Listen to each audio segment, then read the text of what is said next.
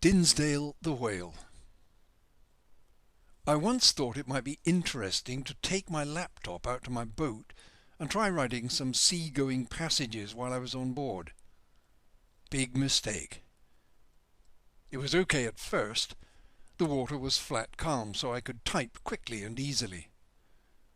"The Chester River snakes inexorably toward the bay," I wrote. "Narrows bleeding into broader expanses until the silver-grey fresh water bleeds and twines with the turgid march of the tidal behemoth waiting at the mouth." I rather liked the idea of a tidal behemoth and made a mental note to give it a story of its own one day.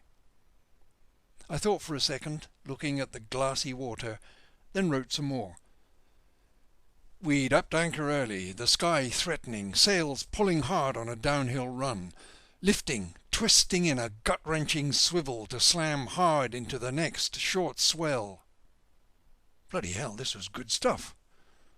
I read the passage again, out loud this time, feeling the words on my tongue. It was a mistake.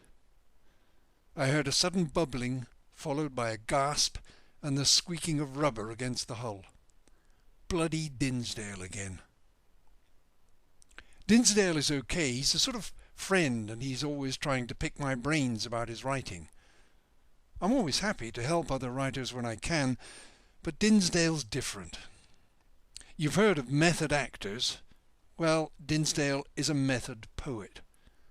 If he wants to write an ode to daffodils, he spends a week lying on the grass and, when there's a breeze, waving his hands a bit.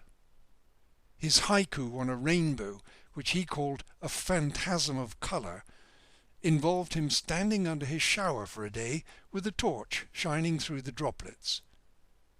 And it took him 2 months to recover from his preparations for a sonnet on necrophilia. Anyway, it was Dinsdale, wet-suited and treading water beside the boat. "It's fate," he said. "What is?" "You and me, what we're writing." "I don't get it," I said. "You're tidal behemoth," he said. "That's me. I'm writing a prose poem about a whale. Want to hear some?" I didn't, but I knew I'd have to at some point, so I hauled him on board, and he sat in the stern.